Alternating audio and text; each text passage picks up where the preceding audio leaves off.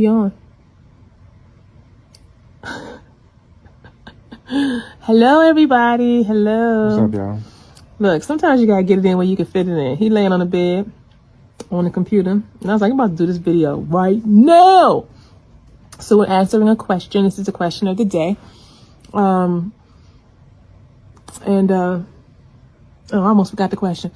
So somebody emailed in, and basically, without going into all the details of their question, what they wanted to know was, what do you do when you're not getting none? Like, and this is a woman, and she says that she's hasn't had sex with her husband in many moons. I don't know what that means exactly, but it's been a long time that she's initiated, that she's tried to show interest, that she thinks that, you know, he has some, you know, problems that he's not willing to talk to her about. And my inclination is to think that she's talking about physical, you know, issues or what have you. Mm-hmm.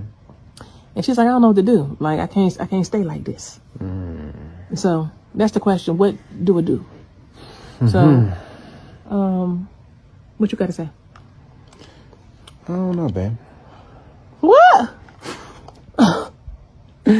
Nah, it's so you want to know what to do with the your blow pop. You sucking the blow pop is kind of challenging me right now. You're actually not even sucking on it, you're chewing it. All I do is hear crunching in your mouth right now. My bad. Go ahead, answer the question. Distracting me. All right, so if there's a concern, it's your responsibility to lift it up.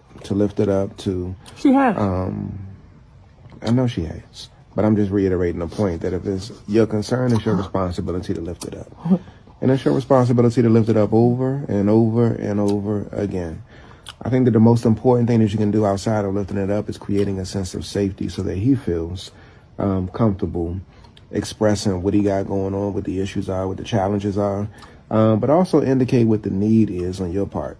Indicate what the need is, indicate how you feel, and create a sense of safety when you do that, because then he may be more so inclined to engage you in that space. I work with a number of couples that have dealt with this, and it'd be some serious and significant challenges in this area. And so I definitely understand. The one thing that I do want you to know is that sometimes dudes just don't know what they can do in addition to satisfying you through vaginal penetration. They don't know what they can do to make sure that you're taken care of. And so, you know, sometimes we got to be educated. We got to be educated, but we got to feel like it's okay for us to be in the space that we're in if we're coming up short, or if there's some challenges on our part. And so you play a major role in creating that sense of safety based off of your energy, based off of the questions that you ask, based off of the comments that you make, based off of some of the things that you may chuckle at on TV, or some of the things that you may hear on the radio. So he's paying attention. He's definitely paying attention. And so you want to make sure that you're being very mindful of how you're responding to other situations, and also how you're engaging him. So create that sense of safety through your actions, with your words, but also how you're responding to other contributing factors that may be in your environment. And again, let him know the other ways that he can actually satisfy you outside of vaginal or anal or penetration. And so, yeah, that's what I got to say.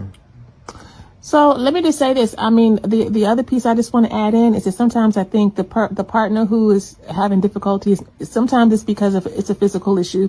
Sometimes it's because you're just not as interested. Your libido is not as high. And so one person is just like really wanting more touch, more love, more connection, more physical friction. You know what I'm saying? And the other person is just like, I'm physical good. Friction, that's what we call physical friction. Yeah, friction.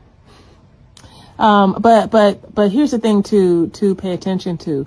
That is a recipe for a sex-starved marriage. You don't want to be in a place where you are in relationship with your partner and they would describe themselves as starving. You don't want them starving. Or thirsty.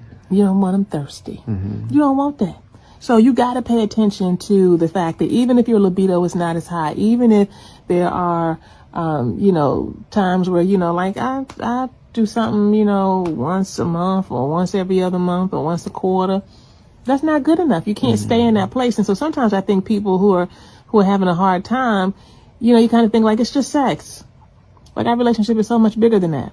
And I used to say, I mean, we weren't ever in no sex starved marriage, but I used to say, like, I mean, it's just sex. That's more than this, right? Than just that. Though. Yeah, but it is more than just that. And so oftentimes it's not a flat rule, but oftentimes for men, they connect sexually and can then get in touch emotionally through the sexual act. Not like that's the only way they can do it, but that's a major pathway. And then for women, you know, we need to emotionally be turned on and opened up, and then sexually we are able to get turned on and connected in. So do not block yourself, do not block your partner, and do not block your relationship by thinking that it's okay to just not have sex.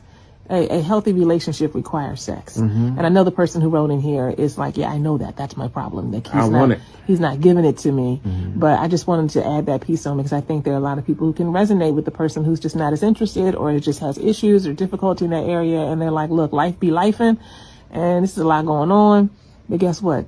Don't allow yourself to get into a place where that level of distance happens in the relationship. You're not touching. It's a dangerous place to be. Yeah. All right, y'all. We hope this has been of help to you. See you on the next question of the day. Bye-bye. Peace, y'all.